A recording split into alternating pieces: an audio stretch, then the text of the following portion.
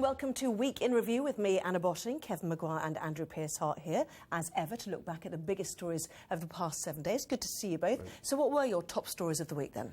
I think very good economic news on Brexit, which is bad news for doomsayers like Maguire. I'm not sure there was any.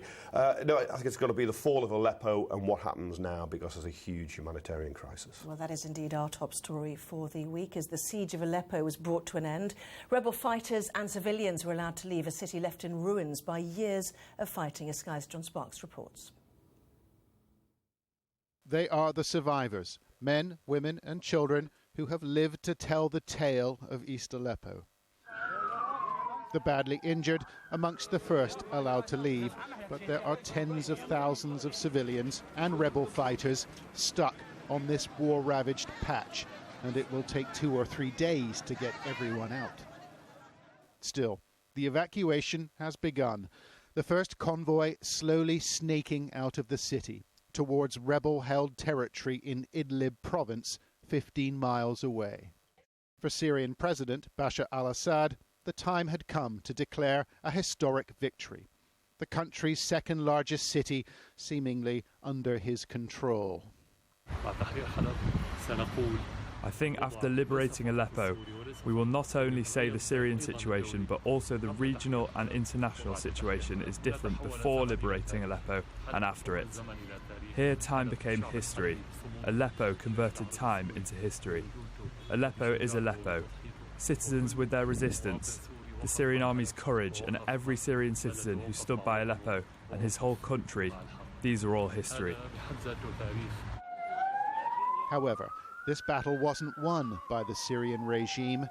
Assad's allies from Iran, Iraq and Lebanon did much of the fighting, and it is they who rebel fighters blame for their defeat. Well, these complex and often failing efforts to remove the remaining civilians and fighters inside this battered city have certainly dominated the news this week, hasn't it? Oh, absolutely. And it is, you look at their faces and you can see the fear in them as they're going out. They've endured hell for so many years, and that city has stood there for 3,000 years, now reduced to rubble. And they will be terrified of Assad's forces, including those Iranian, Iraqi, Lebanese supporters, and they will fear retribution. Interestingly, and in this week of all weeks, George Osborne decided to reinvent himself on the Tory backbenches by saying it was partly his fault because they lost the Commons vote, in 2013, about getting involved militarily. But I still don't sense that Britain would have done any better by getting involved militarily, because we saw what happened in Libya, and sad and tragic as Aleppo is, I'm very glad Britain wasn't involved. I actually think we gave false hope to groups when David Cameron, when he was Prime Minister, was saying we're going to give them military aid, and we didn't. And you're right, Libya showed you can go in, you can bomb, you can kill Gaddafi there. But you can go in Syria, and it doesn't mean you're going to gain anything, because let's face it, there's no shortage of guns and bombs there, and that's what's causing the trouble. I think the strategic error right at the beginning was to say Assad had to go somehow, and it's a dreadful dictator, but you had to do some type of deal with him to end the fighting and hopefully get steps towards democracy. The diplomatic downside for Britain and for everybody, of course, is that this is also a huge victory for President Putin of Russia, because he backed his mate Assad. And remember, Obama said that a red line for him was if chemical weapons were used on the Syrian people. They were. He did nothing, and Putin filled the vacuum. And what Trump does next is going to be very interesting as well, come January. That is our top story, though, in a busy week of news, a story, of course, that does not end here. Here, though, are 5 things that you might have missed. The chance against America are growing stronger, and also is the hatred against all those taking part or even supporting this coalition of bombing, and that includes Britain. Well, Sky special correspondent Alex Crawford reporting there from Yemen, a country divided and blighted by its own civil war. In his first interview since taking power, the Prime Minister of the rebel Houthi government accused Britain of war crimes by selling cluster bombs to Saudi Arabia, who were using them in Yemen. Well, Theresa May promised any claims would be investigated. Commuters in London and the South East were left stranded once again as the drivers of southern trains went on strike, forcing a total shutdown of the service. One driver telling Sky News that the operator's plans to have the drivers operate the doors instead of a conductor could result in the death of a passenger. Clinics were granted permission to help women give birth to babies with 3 parents. The technique uses a tiny amount of DNA from an egg donor, as well as the mother and father. It's hoped it will help prevent potentially fatal genetic diseases. America's President-elect Donald Trump made his pick for Secretary of State. No, not this man, not Kanye West, but he did hold talks with the rapper at Trump Towers. Kanye himself, of course, has said he would like to run for president in the next election. So now to our gaffe of the week. Well, it goes to the UN. They thought they were onto a PR victory by appointing Wonder Woman as honorary ambassador for women and girls. Not so. It was met with a petition with tens of thousands of signatures complaining that she was no longer the feminist icon that she once was. So she is clearing her desk this weekend. I don't remember her being a feminist icon, but anyway, that didn't go quite according to plan, did it? And what a week to do it, in the week in which Syria is lying in ruins. Who the timing thought was astonishing. A scantily clad woman with an improbable figure could somehow be a role model for young girls and women? We might as well, in Britain, have Philip Green championing decent pensions and Mike Ashley good conditions at work. It was utterly ludicrous. Well, I quite liked it when I was a child, though, watching it. Oh, so did I. Dear. Bionic Woman, Bionic Man was more my... Anyway, we digress, don't we? Yes. That didn't happen last week, certainly. So don't forget, send us your nominations using #WinR. Well, this week the government gave the go-ahead for local authorities to raise council tax by up to 6% to cover the shortfall in social care funding. Sky's senior political correspondent Beth Rigby reports. After months of mounting pressure, fears England's social care systems at tipping point have finally caught the government's attention. And at the final Prime Minister's Questions of the Year, Labour went on the attack. Why can't the Prime Minister listen to those in local government, to the King's Fund, the NHS Confederation, her own council leaders, and recognise this social care crisis forces people to give up work to care for loved ones because there isn't a system to do it? Get a grip and fund it properly, please. The Prime Minister, for once, openly riled by her political foe. They said in 1997, they said they'd sort it in their manifesto. They had a Royal Commission in 1999, a Green Paper in 2005, 13 years and no action whatsoever. She was almost hoarse by the time she sat down.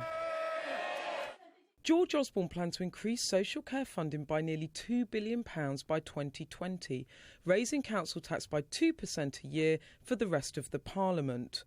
The new plan is designed to bring in more money sooner, allowing councils to tax 6% more over the next 2 years. This would add nearly £46 to the average taxpayer's annual bill. For years, successive governments have funnelled scarce resources into the NHS. But now ministers privately acknowledge that properly caring for the elderly means social and healthcare budgets need to be joined up.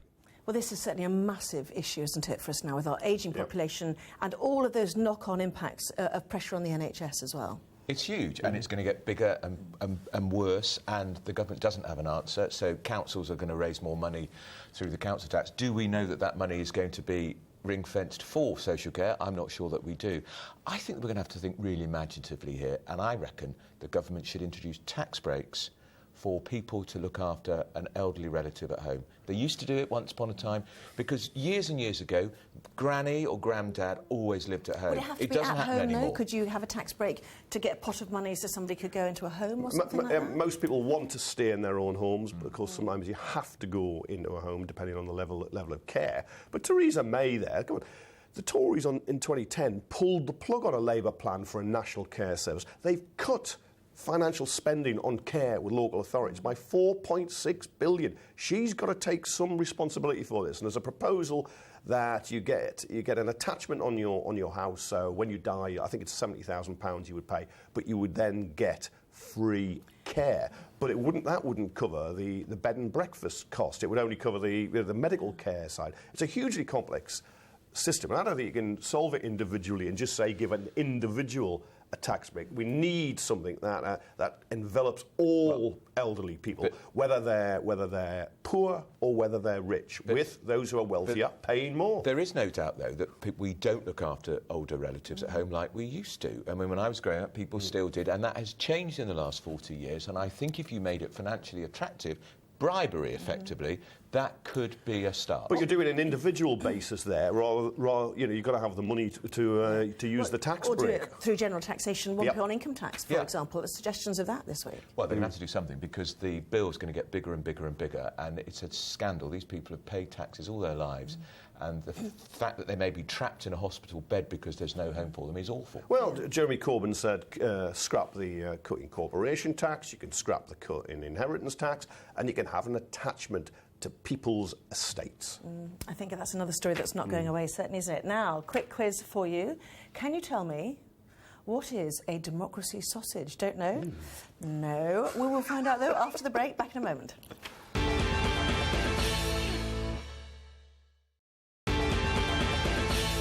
Well, welcome back to Week in Review with me, Anna Bosching. I'm joined by Kevin Maguire, Associate Editor of the Daily Mirror, and Andrew Pearce, Consultant Editor of the Daily Mail. So, before the break, we asked you, what is a democracy sausage? Any guesses? Well, all I can tell you is Kevin Maguire's eaten it. Oh, it'll be a bit of everything if it's a democracy sausage, won't it? That's a bit of beef, bit of pork, bit of, something for the veggies and the vegans. In other words, he doesn't know. Some chicken. And nor do I. Bit of sage, some onion. Some more seasoning. It is actually Australia's word of the year. Oh. It refers to a barbecued snack that voters can buy on their trip to the polling booth. The Australian National Dictionary Centre crowned it as 2016's top word after it gained traction during the federal election campaign. So committed were they that the Australian embassy in the US even went so far as to hold a barbie on the day of the American presidential election. I don't want to be picky or play into any Aussie stereotypes, but isn't democracy sausage 2 words rather than 1? Yes, it is true, actually. It is true, it is true. It's quite bright to have picked that Yeah, up. it is. And the fact that it's related to a Barbie and Australia, we should have guessed, probably shouldn't we? We just have that bloke And what did you vote at 7 in the morning? Chasing the car. Barbie at 7 in the morning? Yeah, breakfast sausage, that sounds good to me. It goes nicely with your beer. At 7 in the morning. Now then, this week, a meth dealer in the Philippines told Sky News she had no option but to continue selling drugs to feed her family. Around 6,000 people have now been killed in the drug war waged by the country's president. Our Southeast Asia correspondent Tom Rayner reports. In Manila's slums, life is brutal. A cramped, impoverished front line of a war waged by the country's president, who came to power less than 6 months ago. There have been nearly 6,000 extrajudicial killings since July, around a third during police operations, the rest carried out by masked vigilante death squads. For all the blood, the president and his drug war remain widely popular, and those he wants dead know this only too well. This woman sells meth and uses what she has left over herself. Tuwing gabi nga, di ba? Sa ganyan patayan sa amin, hindi na po ako natutulog ng maayos. Kunting taho lang ng aso na umiiyak na po sa akin yung anak ko, asawa ko. Naitigil na po yung ginagawa ko, di bali po kami walang makain. Basta wag lang daw ako mawawala sa kanila. Although opposition to the killings is increasingly finding its voice, condemnation from home and abroad has been roundly shrugged off by President Duterte. To rid this country of drugs, he said he'd be happy to see 3 million addicts slaughtered. Few here take his exaggerations lightly. Well, this is the most extreme way to bring in a policy, isn't it? The president sounds like a gangster. I mean, he's boasted and bragged that he's actually shot people himself and killed people. He should be in court, not within the presidential palace. He's so bad, if he comes to Britain, I'm sure he'll get the full red carpet treatment from the royals. But you're not going to develop in the Philippines as a country if you have a president who is like that. You need a proper police that are going to conduct inquiries with the law, not going around murdering people. And we know from experience elsewhere that innocent people will be killed. They won't be involved in the drug trade. Right. Scores will be settled. People will just be bumped off. And it's absolutely important. The fact he boasts about it, though, is terrifying. And you don't expect that from the president. Yes, and it was as a city mayor, he said. He used to ride around on a motorbike looking for people to shoot. Horrible. And this is the country's leader Well, now. the police should be investigating him and having him in court, and if he's guilty, then jail him. OK. It won't happen. So on to your choices of top newspaper stories for the week. Andrew, a ban for a neo-Nazi group in the UK. Good news. But Amber Rudd, the Home Secretary, has quite rightly banned this group called National Action. This was the group that supported the killer. The alleged... He's the killer. He's been convicted, hasn't he? Yeah. Of Joe Cox, the MP. Scary to think organisations like that exist in Britain, and she's right to have banned it. It doesn't stop them, though, still having these disgusting opinions. No, Thomas Mayer was a white racist terrorist, and there is a serious threat from the far right of violence. There's a Labour MP called Lou Haig from Sheffield Heeley made a speech calling for Britain First, which has paramilitary links, to be banned, and she's had incredibly vile and explicit death threats since. So we have this problem on the far right. We've taken our eye off them in a way because of the Islamist threat, which is real, and we know that from what's happened in Belgium, France, and in London when those transport bombs went off. But the far right too are a thoroughly nasty, evil gang, and you've got to deal with them. You can't ignore them. OK, so Kevin, the big question of the week for you then, and this is an interesting one perhaps, did Russian hackers swing the EU referendum result, the Brexit decision? I have no evidence of that, and I would suggest Ben Bradshaw, the Labour MP for Exeter, former Culture Secretary, who said it was highly probable Russia did. I haven't seen any evidence from him. And you've got to be very careful making these accusations, because the CIA in the States say with credibility that they did support Trump by hacking into Democratic emails to embarrass Hillary Clinton. But I've not seen any evidence here. And let's face it, you lot won. You leave as much to my regret as a Remainer, but you won because of your lies and a useless campaign to stay in. But if it was done in the US election, and a turbulent Europe helps Putin, then why is it not a logical thought process? We don't know that it did happen in the United States anyways, whatever President Obama says. But the point about Ben Bradshaw is he admits by his own admission he's got absolutely not a shred of evidence for his assertion that Russia influenced our referendum. So why say it then if you've got no evidence? Look, we know Putin and his regime in Moscow are pleased about Brexit because it is causing chaos in Britain and the rest of Europe. But at the same time, that does not. Where is the evidence they actually intervened in any way? They might have, but I haven't seen the evidence. Story online that was. I know. Well, in an era of fake news, when stuff goes around the web, which is absolutely wrong and totally false, you've got to be careful about making allegations like that.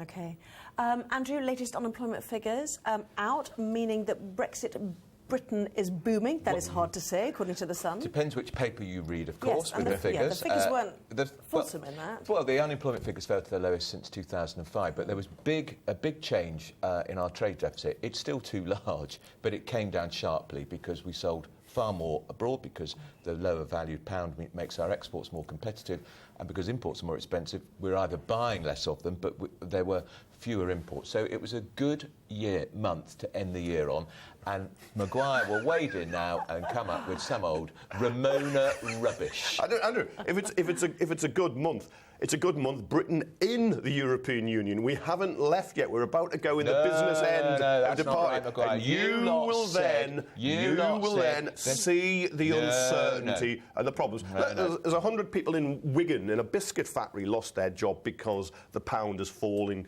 and it's playing havoc with an economy. So come on, you can paint as rosy a picture as you like, but a lot of people looking at their wage packets will not be feeling the so-called boom. The Ramonas during the campaign said the shock to the system of a Brexit vote would be devastating for the economy.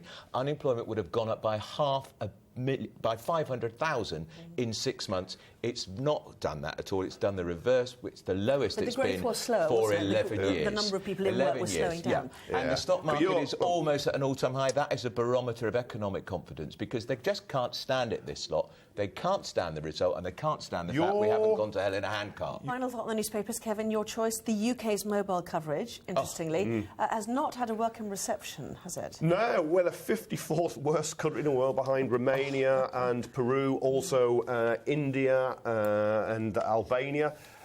because the LG4, which you need now, because we use, it's more than phone calls, you're using data all the time. It's only 58% of the time people can access it. It's appalling. You've got to invest to do it. It's a private sector failure here. It is amazing. It's a private sector which failure. has a very large mountain range called the Andes, and it's got a lot of mountains in Peru, has got better reception than Britain, which doesn't have many mountains. I live in an area with no mobile reception, so I feel very sympathetic to this story. Well, move to the Andes, you'll be all right. Yes. It looks like it'd be great. That's the holidays. The commute might be a bit tricky. Yeah, well, there is that downside. But you'd be able to check the football scores all the time. You know? Do you think she'd want to? No, she wouldn't. Anyway, thank you for taking us through last week's papers. What about your ups and downs for the week then? Let's start with yours then, shall we? Classical music. Classical music. So well, it helps men. Particularly men who are having a midlife crisis. In fact, only men. Only men. Yeah. It reduces tension in men in a way that rock music does the opposite. And I can, for one, back that completely. So if you had music in an operating theatre and you had a male surgeon, you would be better to have... Vivaldi, rather than... Bat out of hell. Yes, exactly. Sawing your leg off really fast. Exactly. So we send that up, don't we? In the meantime, down is...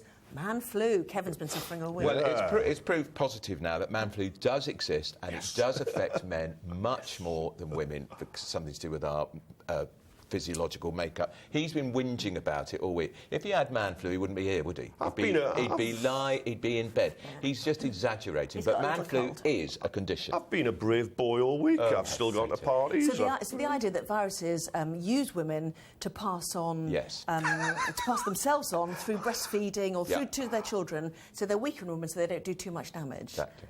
Yeah. That's basically it. It's good, isn't it? Are you buying that? I don't know who writes these reports. I wouldn't buy it. It sounds, That will have been a study by some university in an obscure country. I think it's more likely I was just standing on the train next to someone sneezing. Exactly. So man flu goes down. In the meantime, Kevin, up for you. Yes, leather trousers. Leather. The continuing Trousergate. Yeah, £995 Amanda Wakely trousers worn by Theresa May sold out. All the jams got them. That's just about managing to squeeze into them.